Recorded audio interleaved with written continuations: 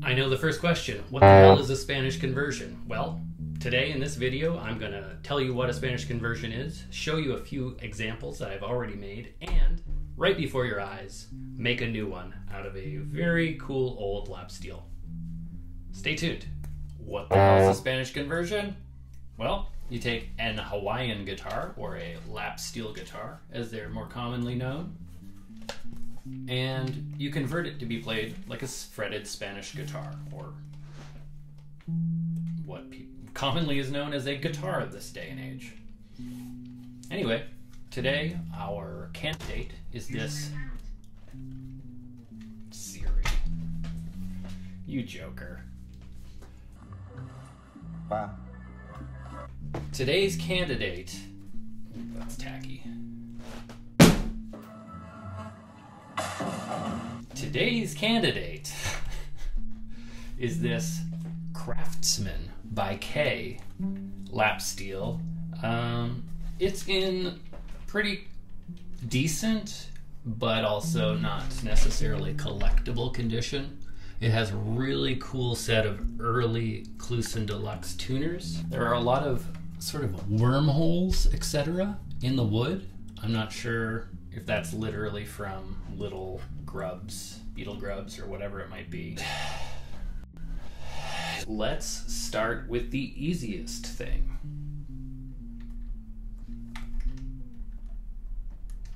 I said easiest. Oh yeah, there we go. Now when I'm doing these conversions, I like to keep as much of it original as possible if it starts out that way. So it's gonna look almost exactly the same as this if I do the job the way I like to do it. Next we come to the tuners. These, I believe, must be the earliest iteration of the closed back Kraftsman, meaning when they added these dust shields. The reason I say that is because the plates are flat instead of stamped as they later became. There is no worm drive shaft hole here, and there is no oil hole in the O of Kraftsman that came later so that you could add lubricant. I reckon you could just add lubricant down through the shaft anyway. So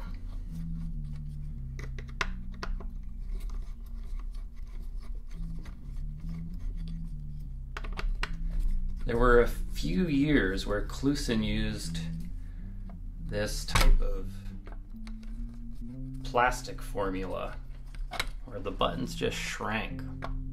And so the market for new plastic Kraftsman buttons is quite vibrant this day and age.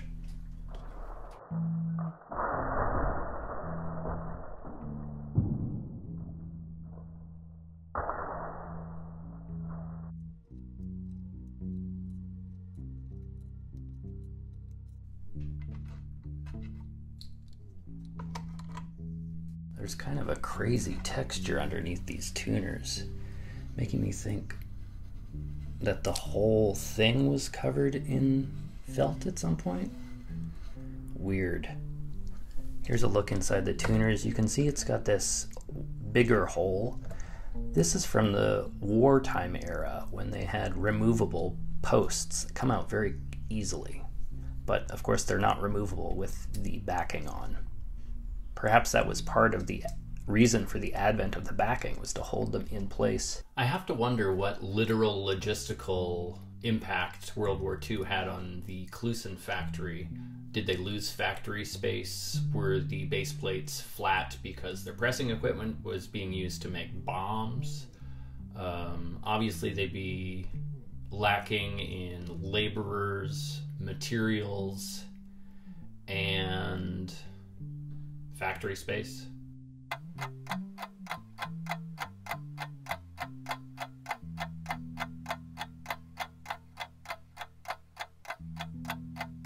I feel a sort of compulsion to pull out these for rules, even though there's no real need.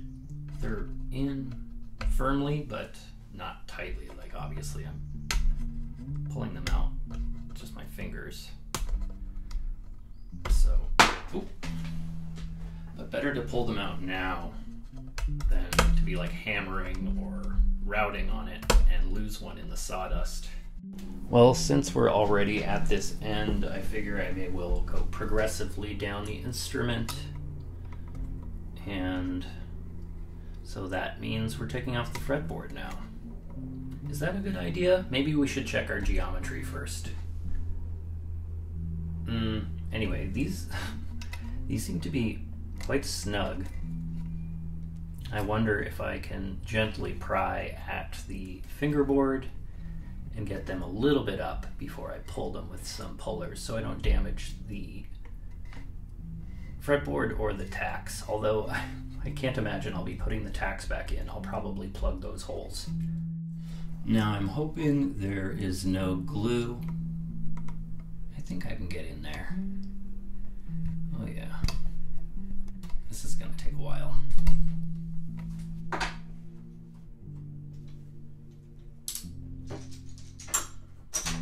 It definitely feels like there is glue involved.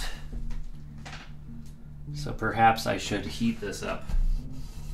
Thankfully, these inlays are actual mother of pearl, and so they won't be ruined by my little hobby iron here. Well, we can't just sit around while that's heating up, so I'm going to show you some other Spanish conversions that I've done. This one might be the coolest, but it's also the most convenient, so instead of being the last, it shall be the first. This was a, what was it labeled? Loney, L-O-N-E-Y, and I think it was made by Kay based on some other visual clues like the previous backing plate it must have had. It came to me as a husk. There were no electronics. It did have those cool nailed on radio dial indicators, and of course it was a 6-string lap steel, 1-piece mahogany, the whole body and neck. And it's extra long, and the headstock was extra long. And so that's what allowed me to push the nut up into the headstock and delete those additional holes through some creative overlays. There's a bit of a hummingbird situation. I didn't quite get over those holes, so perhaps I need to bind the wings. Ooh, metaphor. I've got a K speed bump here, and this is a pickup I wound myself. I have a pair of these really cool, almost full circle horseshoe magnets.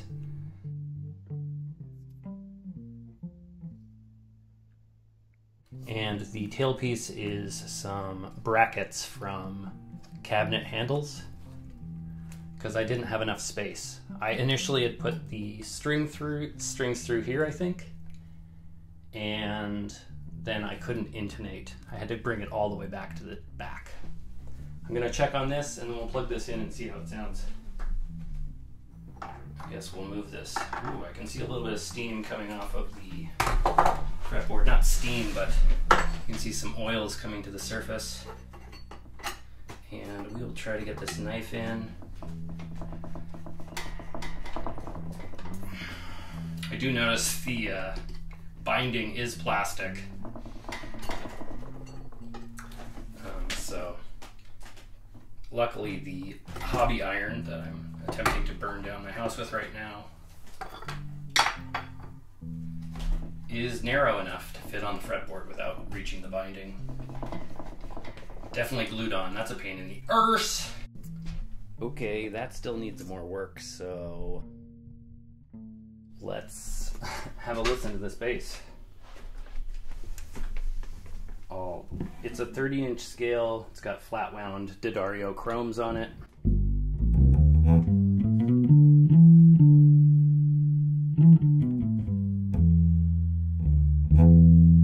Lots of vibrations in the room.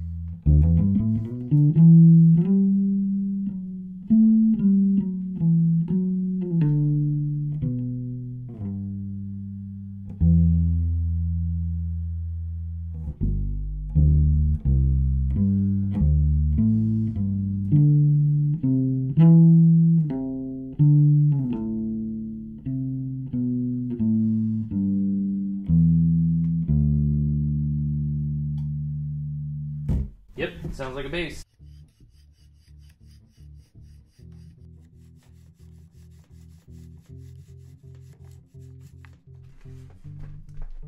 Next up in our waiting for the fretboard to come off series is this.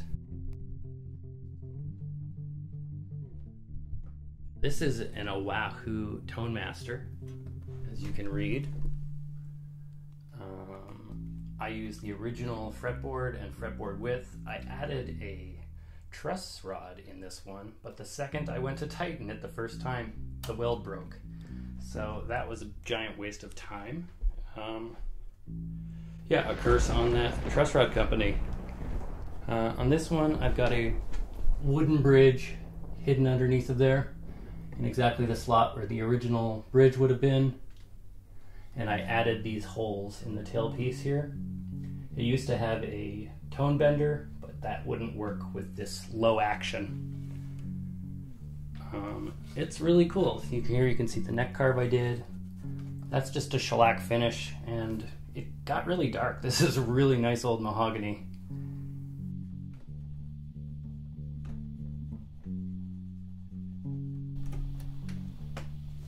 Okay. You never want to push too hard when you're doing that, because then you might dig into the grain of the fretboard and then you're ripping out pieces of the fretboard, and that sucks. Let's see if this microphonic.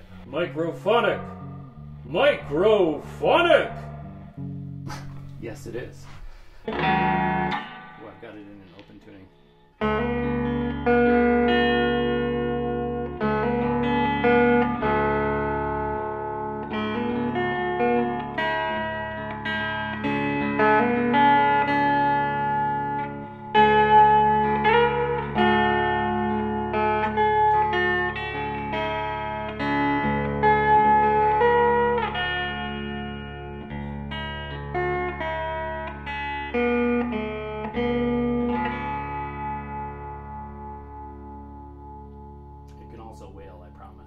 Two things to consider, especially with this fretboard, is one, it has a lot of frets. 25, 26, 27, 28, 29. It's a 29 fret fretboard.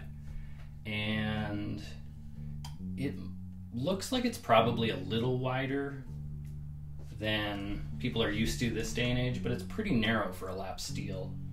I will measure that and put some comparisons.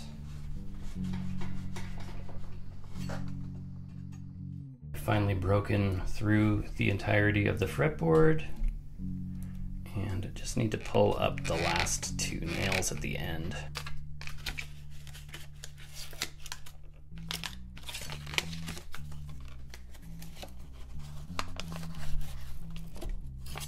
Bass Player Magazine. Where else are you going to get roach filter material? Ooh, that's not too bad, actually.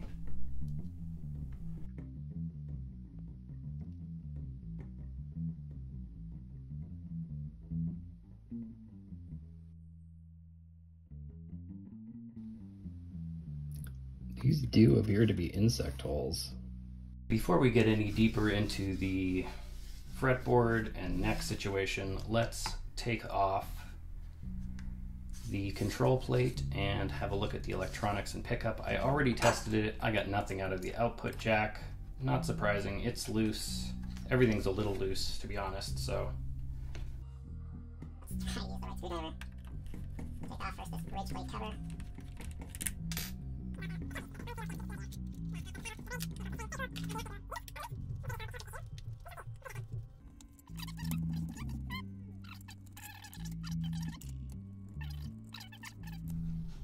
Okay, yeah, the wire doesn't even go to the output. The pickup is exactly the same, I believe, as the Jimmy Reed Thin Twin.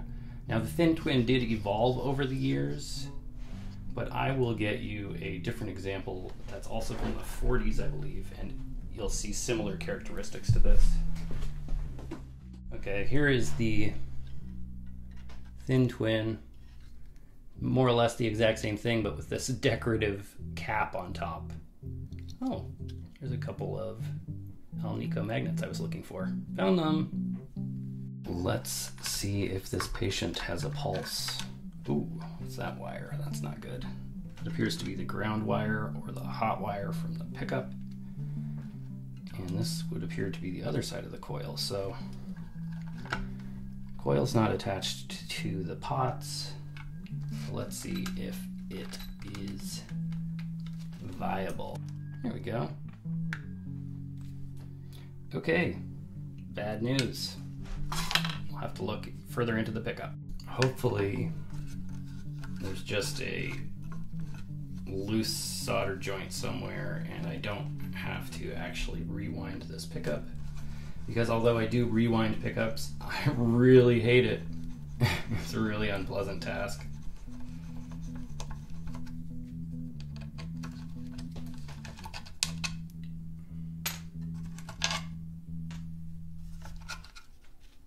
Oh, out she comes. Oh, I guess it's all still grounded to the pots too, so everything's coming out. Ooh, including, oh God.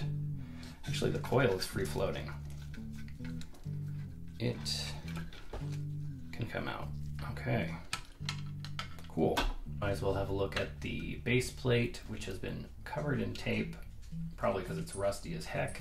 And you'll note that this is just one giant, very strong Alnico magnet.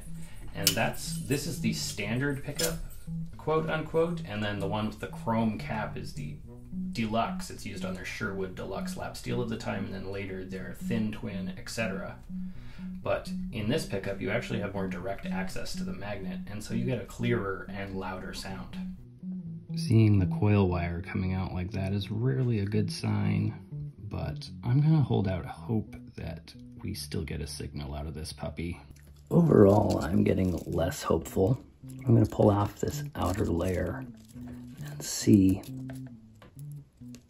I think the wire probably at this end is no longer attached, but we'll see if we can find some more lead to solder to. I feel like there's a chance that if I reflash the solder in there, it will reconnect to the inner coil wire and I will have signal again. So I'm gonna try that before I go any further. I will, with prejudice, do anything in my power to avoid rewinding a pickup. A, for posterity, to keep it original, but B, because as I mentioned, I find it very unpleasant. It's not going in.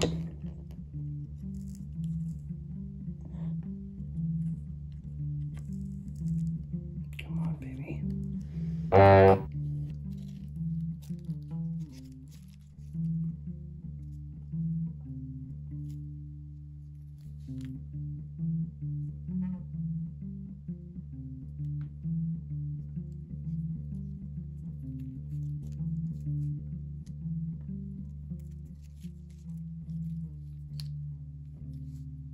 Check this out. This piece of tape is actually for, at the factory, they wound the coil wrong and went over the top a few winds, and instead of starting over or correcting it, they just put a piece of tape over it and hope for the best and sent it out.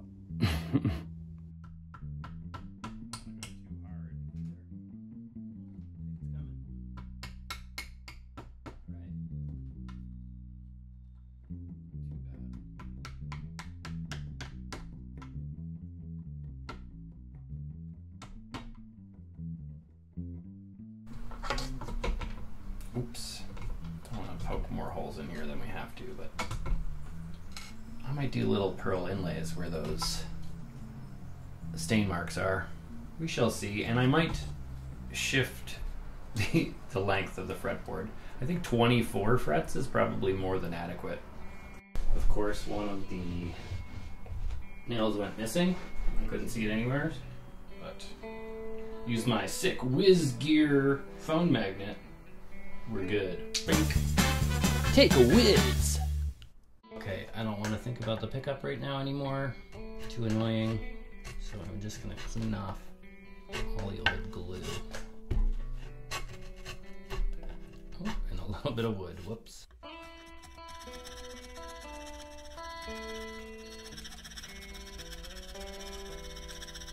Nothing quite gums up sandpaper like glue. I think I know your second question. Why? Why are you making Spanish conversion? Well, unfortunately, or fortunately to some, The 1930s and 40s were the heyday of Hawaiian music, and so ukuleles and lap steels were a majority of the guitar sales. Not the ukuleles, obviously. So a majority of electric guitars at the time, especially through the 40s, were Hawaiian guitars or lap steels, just for slide. There were some convertibles, but primarily this is all you got. And so if you want to have a electric guitar from the 1940s, what would have been if the Spanish electric were popularized, then you would get what I am doing.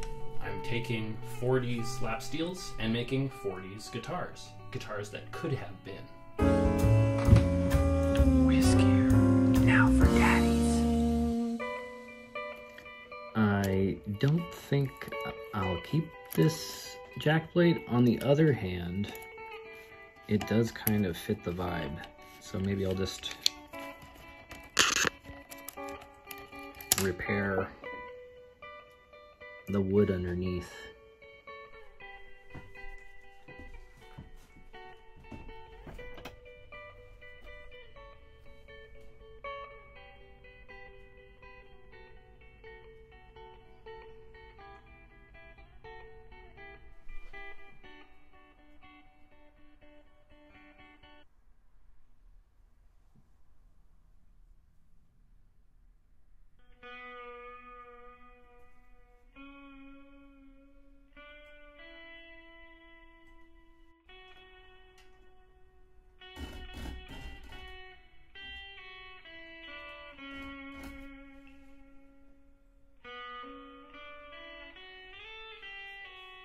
I also spread some wood filler around, and now I'm hardening the wood filler with super glue.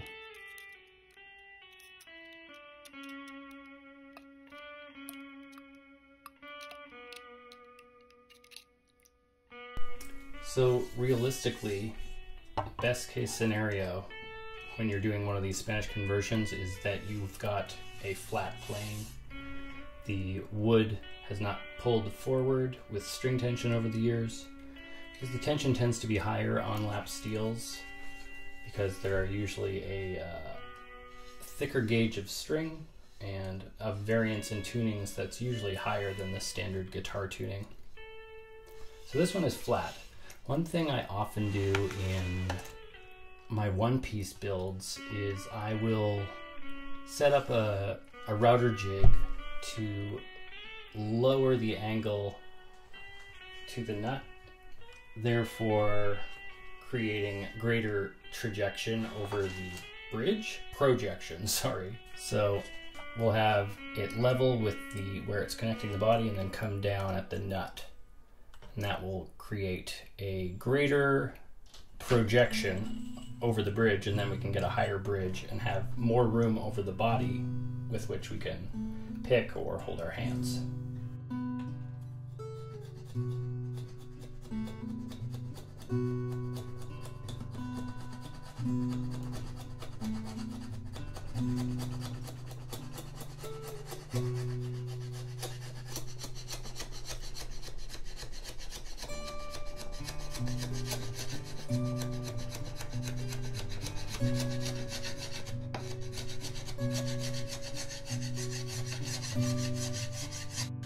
It's pretty late here, but I decided to dig into this pickup some more because I know it was working at some point.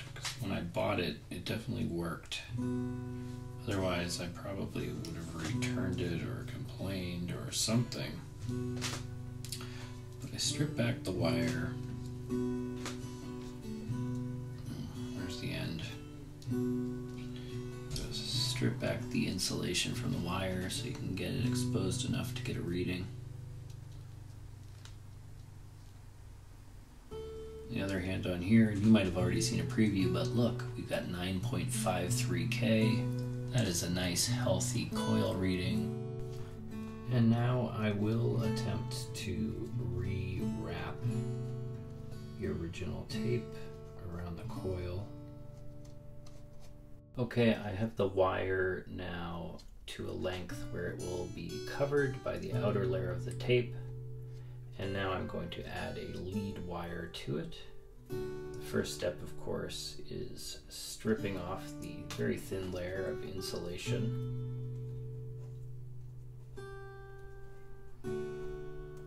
Hopefully you can see that. You definitely cannot.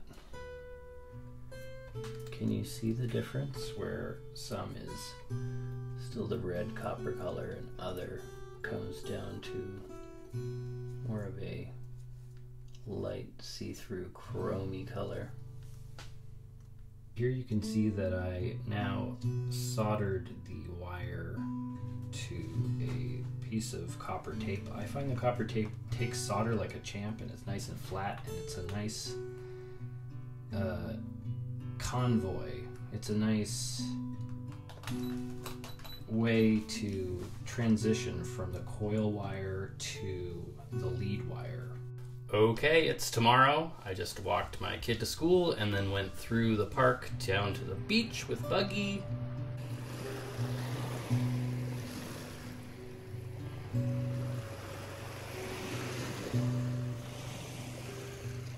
Oh, you smell awful. Get away. Ugh.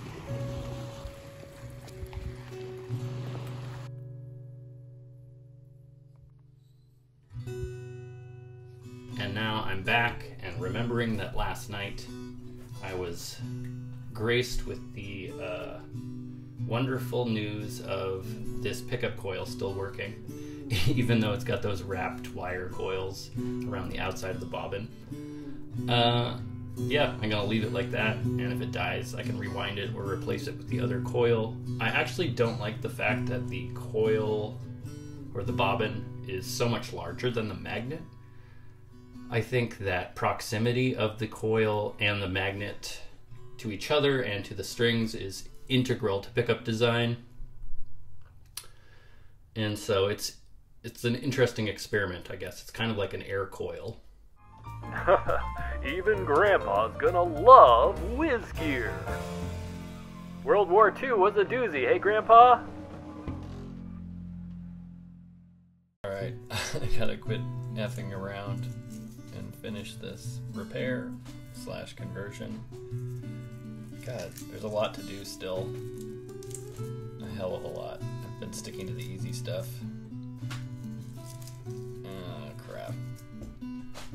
Okay, it occurs to me that I'm going to have to lower or thin out this control plate if I'm going to continue to use it, because I have to lower the action for the Spanish guitar below this probably.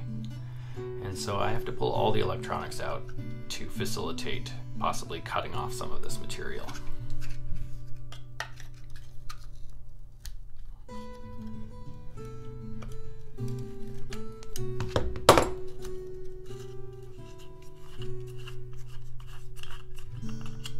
Ground wire. There we go. Now these pots both match and they don't match. They share a lot of characteristics. They have different stampings.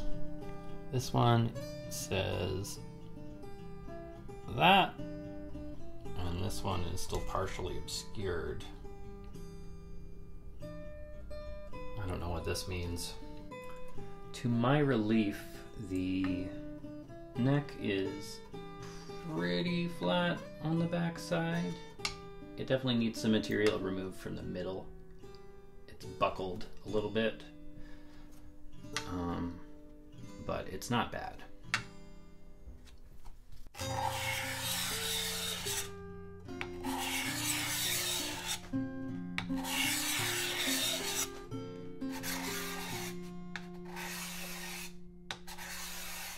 I now have a slight concave in the center of the fretboard matched to the sides, and now I am cutting down the 2 humps on either side of the center, and then I will bring it to a sanding block to finalize it. Now that we are close to flat, I'm going to run a straight edge across the back of this after I get it marked up.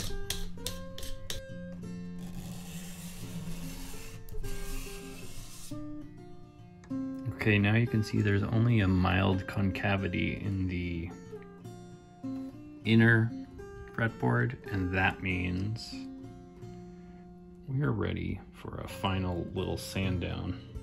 Actually, let's save the sanding for the end because I still need to pull off the binding. Well, this complicates things. The binding is actually doesn't go the whole depth of the fretboard. Okay, well, the binding has to come off no matter what. So let's see how well it's still adhered at this glue.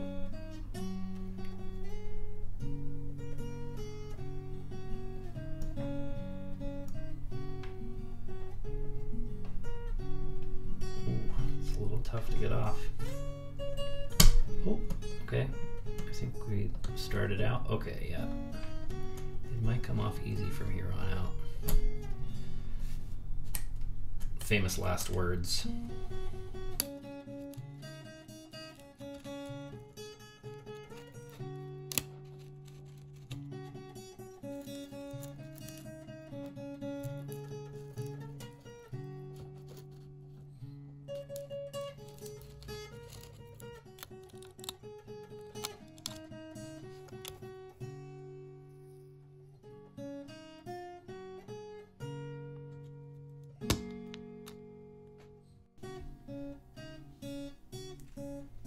Did somebody say distractions? Okay, let's check out another Spanish conversion. This is an Oahu Islander, a very extremely handsome lap steel brought to you by Regal. These came originally with cast control plates / bridge / pickup holder, everything all in one. But they were made of a really crappy pot metal, so they often fell to bits. And so that's what happened with this one. To make it a Spanish conversion, I made a much lower control plate out of maybe celluloid. I don't know what it is. Some kind of tray. Some old Rickenbacker knobs, Rickenbacker. And I shortened a tailpiece and did not add any new holes anywhere, which is ironic because then I, of course, carved the neck. I added this little divot for fun, and I like it. Do you like it? Tell me you like it. Original tuners, replaced 4 out of 6 buttons so far. And, yeah, let's hear how it sounds.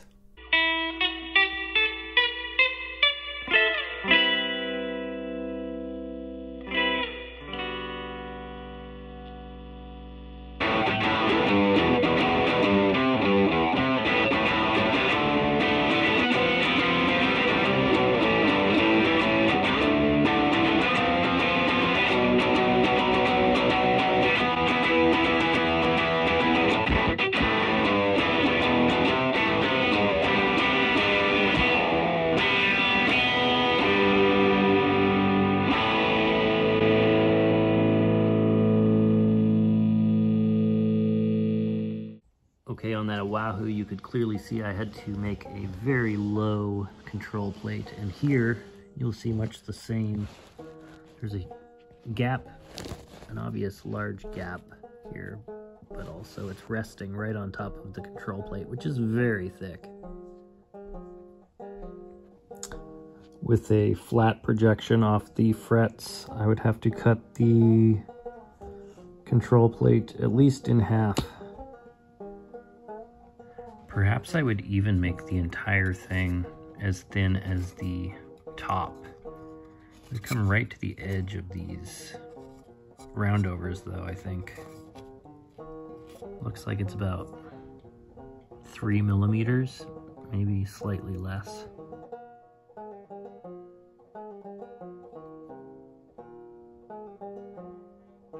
Because the thinner plate will mean that the electronics are sitting lower in the guitar, we will also have to route out the control cavity, and I think I will shoot for the depth of this lower Forstner bit hole.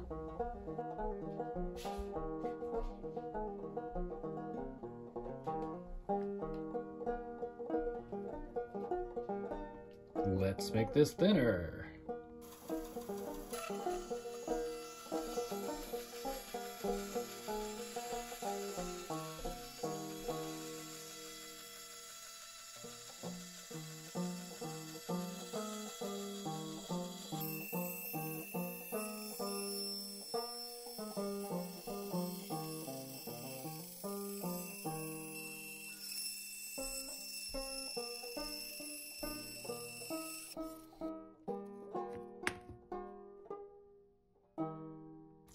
If I don't change the projection of the fretboard and neck, then the current thickness lands right there.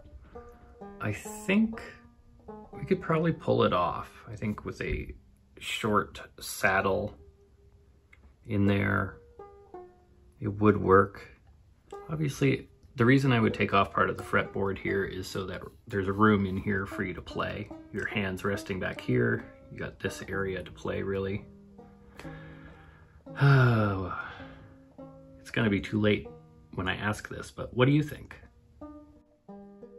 It looks great on there. I think it looks less awkward now that it's skinnier, but I think I'll thin it out more.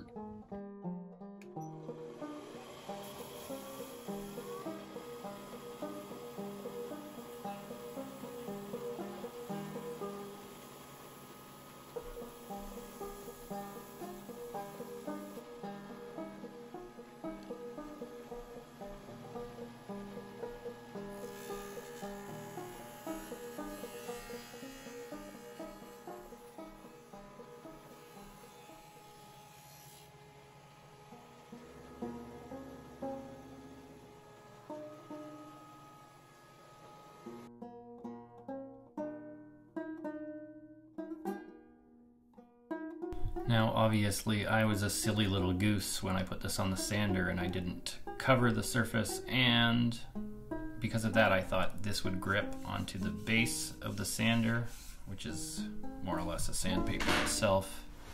It did not, it slipped. I should have had a thin piece of wood behind it to push it with. That's too bad. I'm going to rub on it with some things and see if it looks better.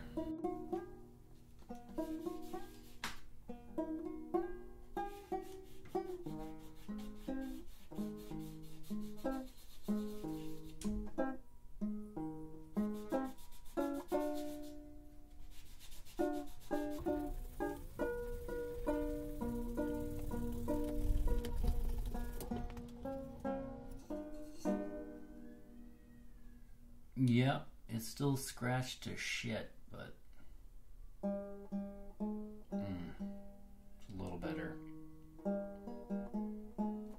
Just realized how much this looks like E.T.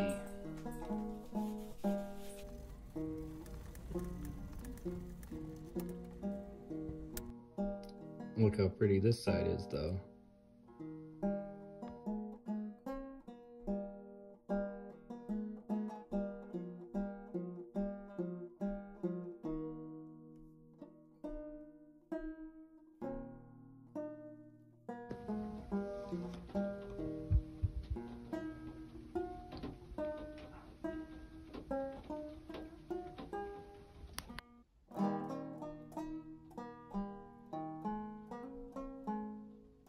I can't find my shallow top bearing router bit, and so I have this medium one, but that's a lot more material than I was hoping to take off.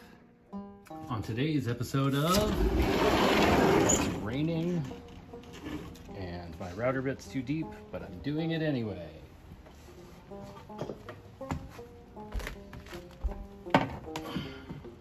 What kind of mischief will you get up to today? Okay, this is gonna be good. It's gonna go well. Should I protect the top? Yes, I should. Will I?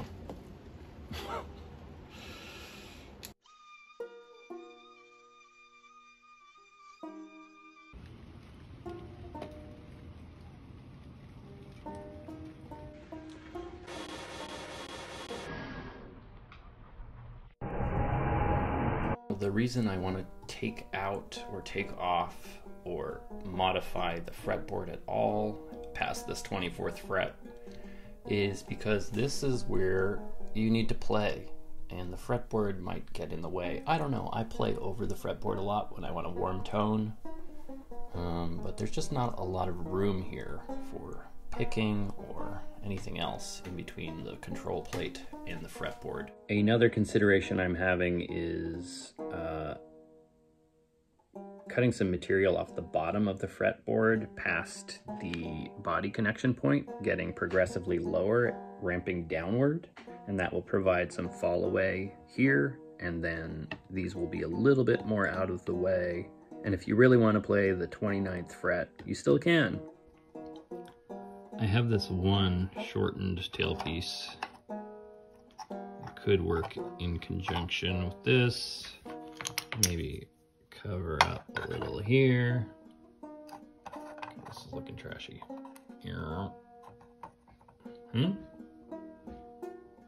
In my hand, the fretboard doesn't feel crazy wide, but then when I put it up against a normal neck,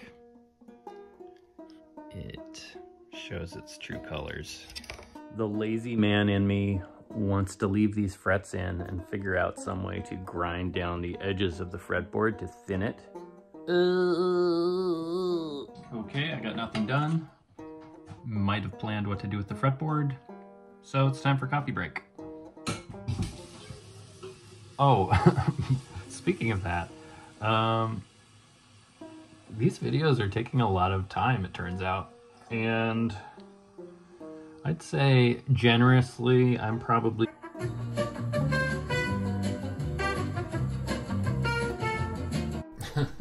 okay, that was sort of a well-timed ending to that video because my phone was full. Basically just saying this is taking a lot of hours. I don't blame anyone. I'm enjoying it. I really want the channel to grow. So what I'm going to ask for you, not money, not money. I'm not asking for money. Do have a Patreon, but just subscribe, like, comment, any of that stuff. I need to grow the channel to make it make sense for me to keep doing this. I'm putting a lot of hours into these videos, and the hourly pay rate is nil. Anyway, point being,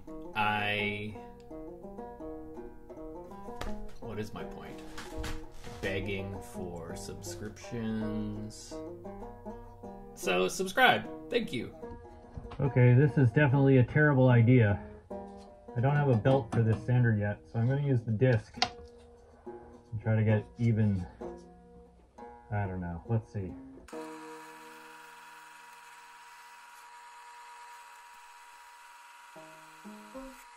This would make a lot more sense on a belt sander. I evened out the sides with a straight edge covered in sandpaper, and now our nut width is 45.5 millimeters.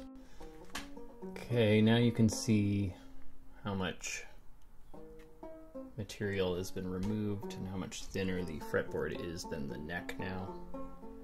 I'm at a juncture now where the video is already pushing an hour in length, and I basically just disassembled something and turned it into trash.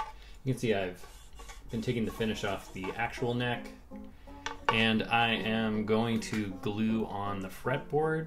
The problem is that's going to take overnight to dry, and I'll reassemble the electronics. I'm just debating in my head whether I should make this a two-part video or just push through and get her done, because it's not going to be very satisfying for you to have the video end right.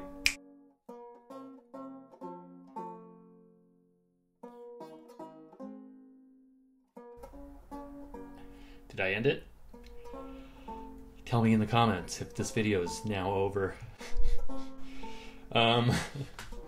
So basically, yeah, need to carve the neck, need to figure out the frets, reassemble, and then play. It doesn't sound like that much.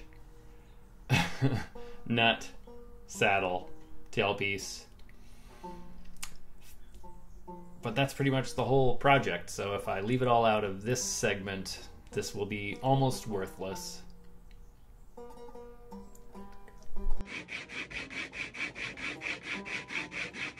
Update, I quickly dressed the fret ends and beveled them. They're still a little sharp, but not bad. I can go like this all I want and not rip my fingers off. So I'm gonna glue it up because I don't want to get the frets too shiny. if I'm going to put a bunch of clamps on them and potentially screw it up.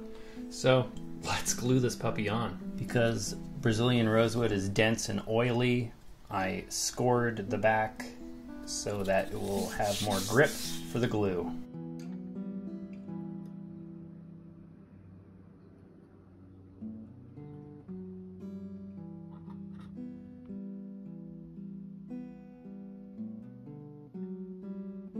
Now, of course, the number one rule when it comes to glue ups is to do a dry run, and I did not do a dry run. I am going to put in a couple of the original tacks as locator pins in locations I think will be least likely to get in the way of clamp up. And let's see how this goes. Where's that hammer? Oh well.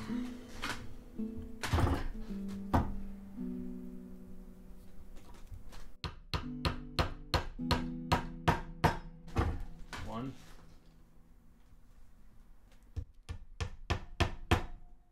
Of course, the squeeze out over the body is the most important part to clean up, because the other stuff we can just carve off if we have to. I want to get as much glue off now before I get the clamps on, because the clamps will be in the way. I haven't decided what clamps to use yet. Again, not very prepared. I'm kind of trying to speed run the last of this. Make the video faster, get it over with. Wish me luck. Got an oversized bridge blank as a clamp on the overhang, and a different fretboard as a clamp on the fretboard. Lots of squeeze out in there that I'm going to leave on the fretboard section. I'm going to try to clean all that up in the next 2 minutes because I have to go pick up my kid from school. It's been 8 hours, and now I'm going to pull off the clamps so that I can start carving this neck tonight.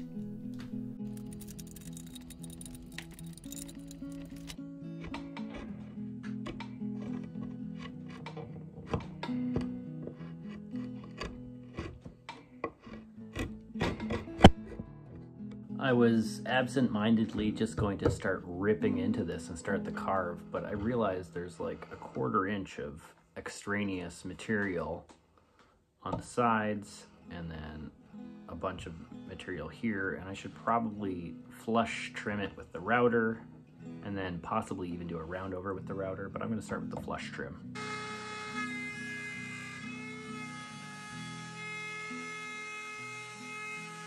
Working well, but I need eyeglasses.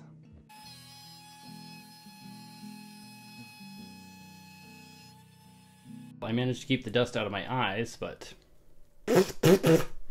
not out of everywhere else.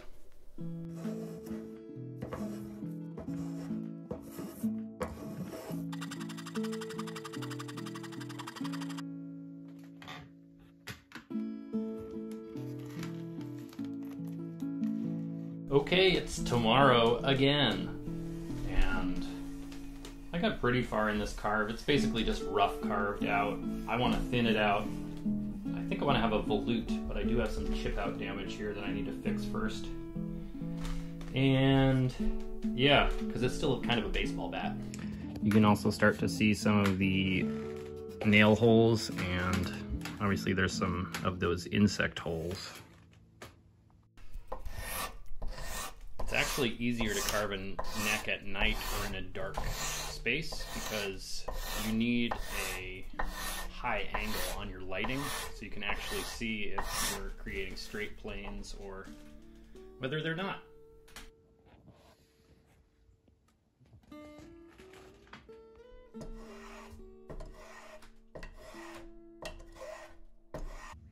I chiseled this out and I'm going to continue the binding around. I don't know what I'm going to do about the back yet. Gluing a piece of felt to it would be easy. Okay, this is where I'm at with the neck carve. I'm getting there, dialing it in. It's still pretty thick, but we want to maintain structural integrity. but by the time it's all sanded and evened out, it should be very comfortable. Really, the transitions are the complicated aspect, transitioning from the neck to the finish of the sides, transitioning to the back, which I'm going to do with binding, and of course the transition to the headstock, where I am going to have a volute. How cute. Neck is coming along nicely, definitely taking longer than I expected for this entire project, but it was kind of naive of me to think I could do a Spanish conversion in 3 days while videotaping it. But now, annoyingly, I'm hungry, so I have to eat lunch.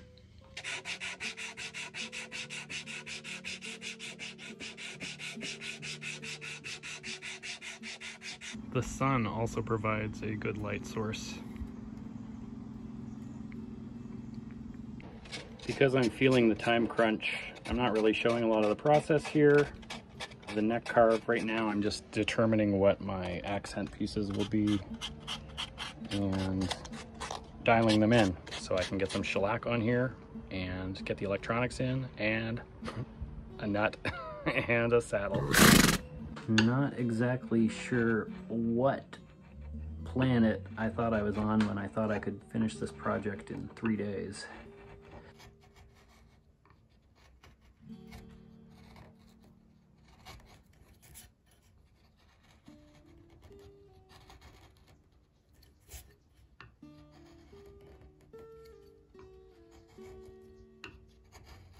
Okay, making pretty good progress on the neck carve. I'm getting close enough now that if I'm going to address these bug holes, now would be the time rather than when I get closer and I don't want to strip it back even more. You know what I'm saying?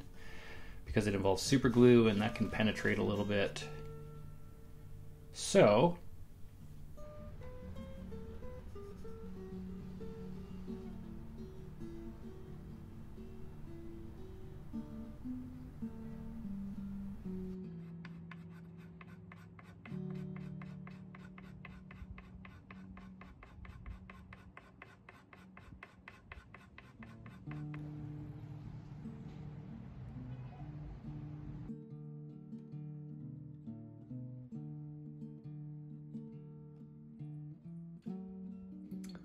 now that it's dusk, I can use the lamp to get a better light angle.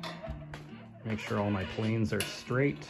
I hate a neck that's got any sort of divots, so all of my planes have to be straight lines. I usually check with a straight edge and also with a light source. So I will do a couple more passes to get this all evened out, and then it will be ready for finish sanding. We're at 220 grit now. You good boy. You good boy. I decided to pop the grain with some water. Oh yeah. That's nice. This will let me see any remaining larger scratches and any wood fibers that I just burnished will pop up, and we'll get them in the next round of sanding. Speaking of scratches and wood fibers, all right, I'm also going to patch in some binding from the neck into this little spot here.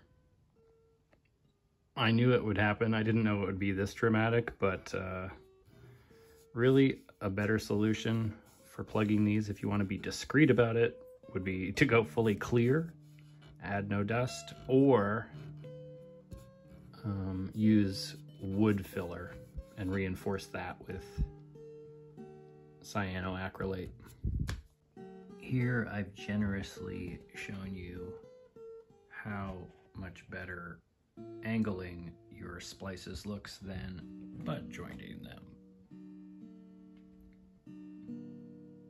Okay, I sanded it down to 400 and it seems good enough. It's so smooth, it's like silk.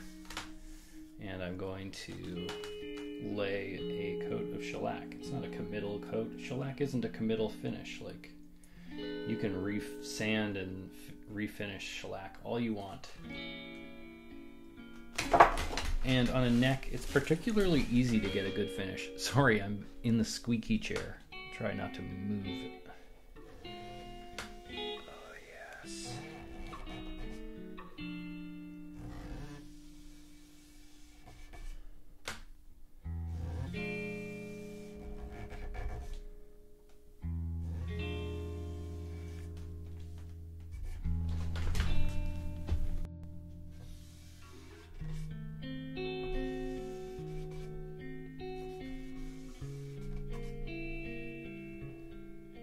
This probably started out as a 1 pound cut. Ooh, that was wet, but it's been sitting there for a while, evaporating a bit.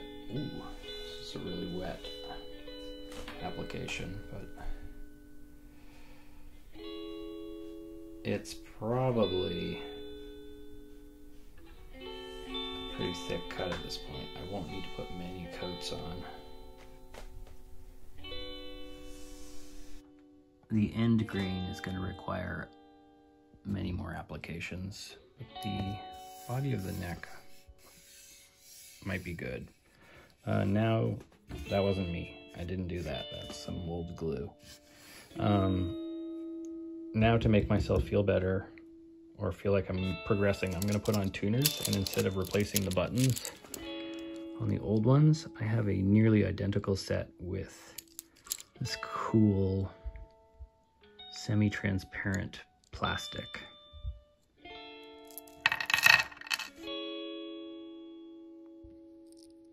Seems like it was only Monday I was pulling these out.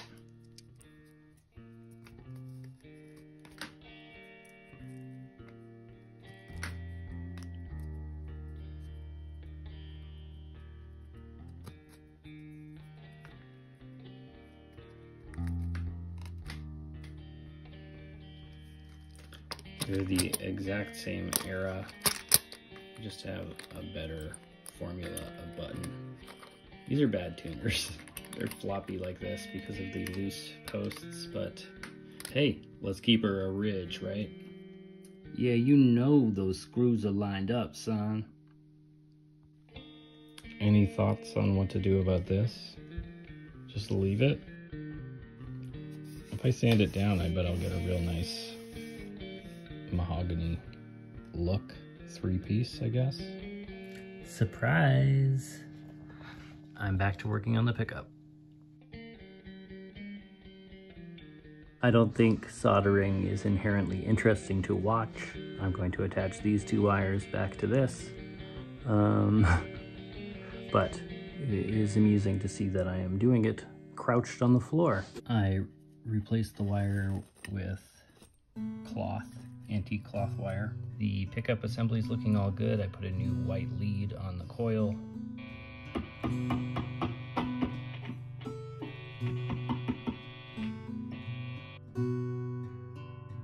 Okay, it's tomorrow.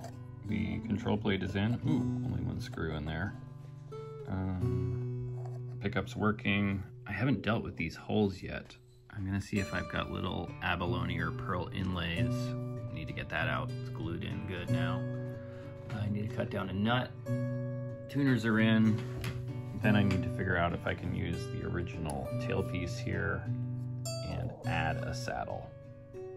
Okay, some good news and some bad news. I noticed there's a bit of a back bow to the neck. Hopefully with a little string tension that'll even out and it'll magically be perfect. Also, the distance, the height of the strings over the control plate is not very large. And so I've decided to add this tailpiece. I'm going to have to drill for a strap pin anyway, so it'll only just be 1 hole for both. And then I can have my saddle somewhere in here. Not sure what to do about the cover plate. I guess I'll try to keep it on there because this looks kind of fugs. The shellac looks nice, but there are some fibers, especially in the end grain, that need to get knocked back down. Unfortunately, the old nut was shimmed with glue, so I need to find a new blank.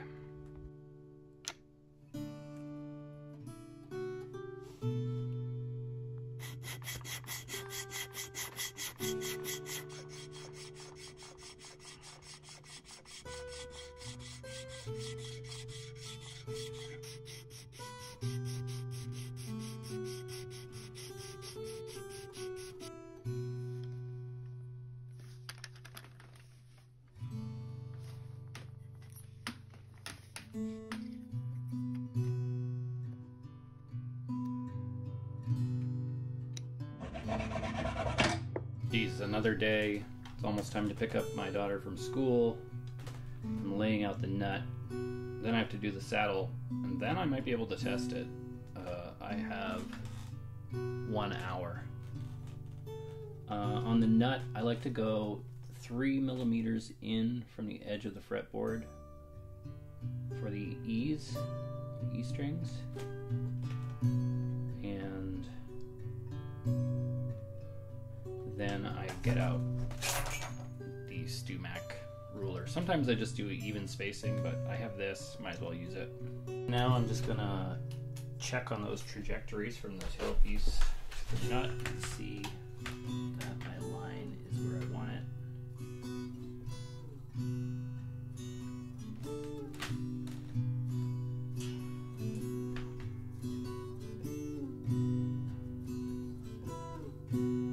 This looks fine.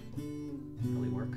I have never made a video while I'm making one of these before, and it kind of makes it all too evident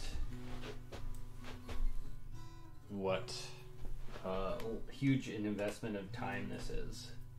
So I don't really, you know, it's a passion project if you want to do it, let's say. I'm gonna add a little angle to that slot. I want to get all the strings up to tension to see if I can get this back bow to pull forward.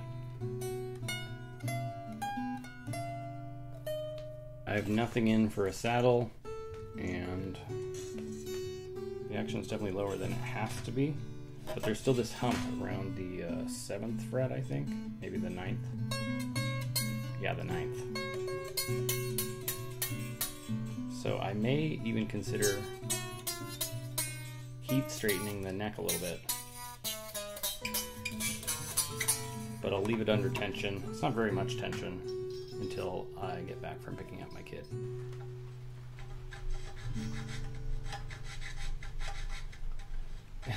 It's getting pretty late on a Friday now, and I'm still just dialing in this nut. I haven't even made a saddle yet, and still hopeful to finish today. Let's find out. I've got the nut mostly cut, not like shaped or polished, just down to about the level I want it at the 1st fret. I've got a temporary saddle in, and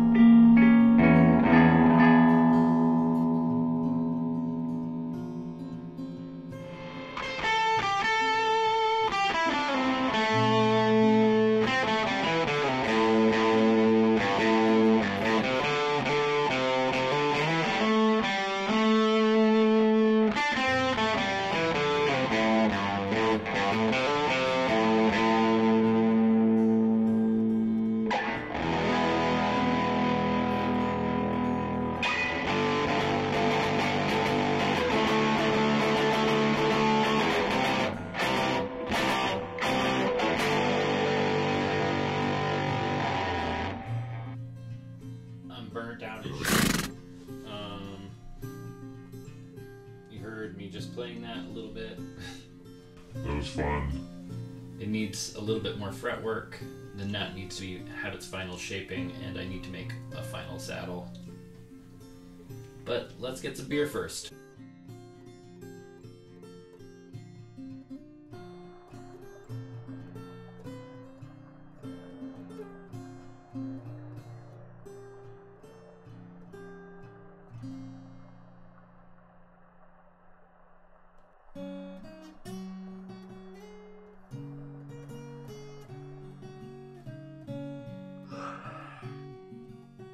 It's Saturday morning.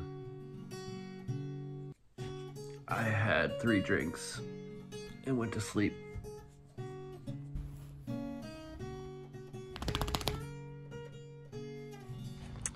I had an attitude adjustment. Instead of being late for this week's video, I'm early for next week's video. Boom. So early for this video that I can spend some time in the park looking at ducks. Ooh, ooh, ooh, ooh, ooh, so good at my jobs. Uh-oh. Huggy, you don't want to come in? Exciting news, guys. Inside of this plant, I found my light.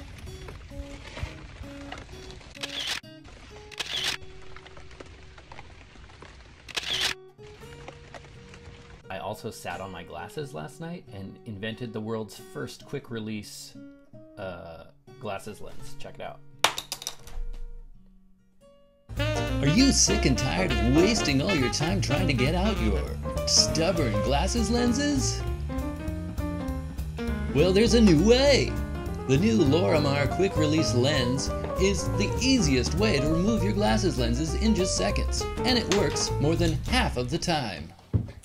Quick release? More like new release on life. Lorimar Quick Release Lenses, a new release on life. Okay, all I have left to do is sort out the nut, basically just round it over and polish it, and I need to make a new saddle. I'm just going to make a simple ebony domed single slant. I'm not going to compensate any more than just a single slant at a whatever degree angle. 3 degrees? I don't friggin' know. 7? You tell me. Whatever works best. And it's going to hide under this bridge cover. So, that's fun. Okay, so the saddle has to fit inside this slot, so it has to be that short. Okay, here's an actual helpful tip. When you're cutting a dowel, you're gonna wanna score all the way around the diameter of it. Not the diameter, circumference. I am not going in a straight line, but, oh, I did. This way you won't end up with a chip out at the very end of your cut.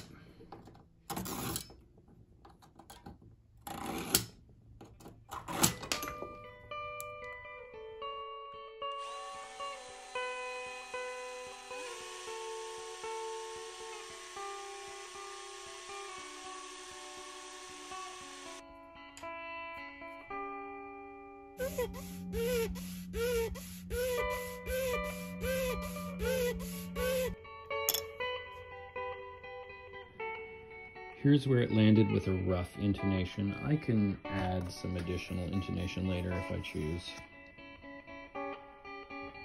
Now here's the nut. You can see the string slots are deeper than requisite. Not by a lot, well, some of them are. And it's very rectangular, sharp. So we will curve the back end to conform to standards and to make it more comfortable.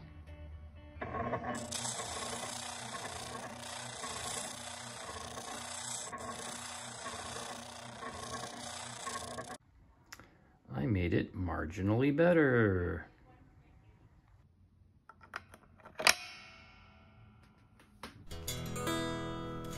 Here we are, all assembled. Need to do a final tuning there. The nut is on, the saddle is on, and it is hidden by the bridge cover. Oops, of course, it's hidden at that angle. Anyway, I expected it to be further north of the cover and exposed, but it's nice to have it covered. The tailpiece is subtle, I think, and it makes a weird monkey face or hippo face. What kind of animal is that? Or character? I don't know, it looks familiar. Anyway, acoustically, this very lightweight guitar sounds pretty cool.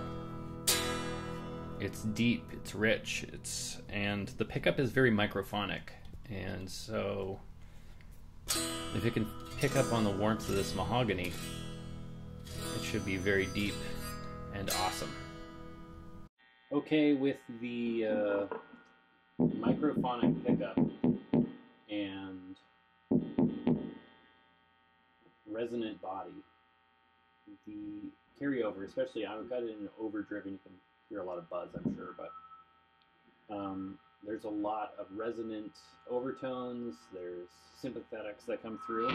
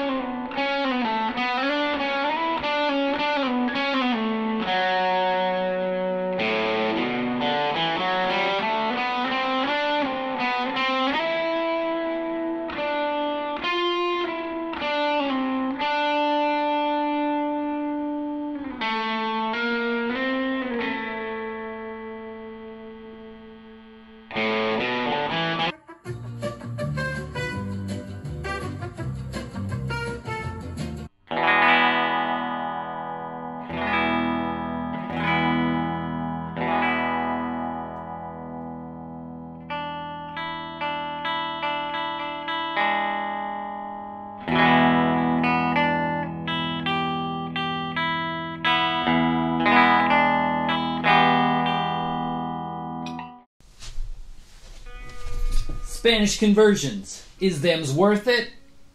It's kind of a labor of love, to be honest. It takes a lot of effort, but you get something special. And I don't recommend you do this with anything precious, like a really collectible or rare lap steel. These are common examples that came to me in poor condition. And yeah, this is awesome.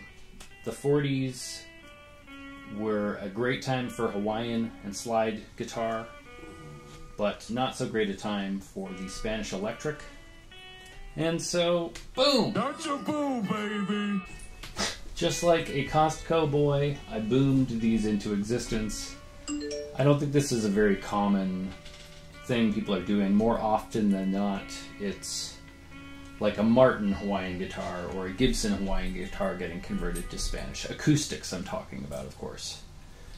Ones that have extraneous values, but lap steels have very low values, sadly.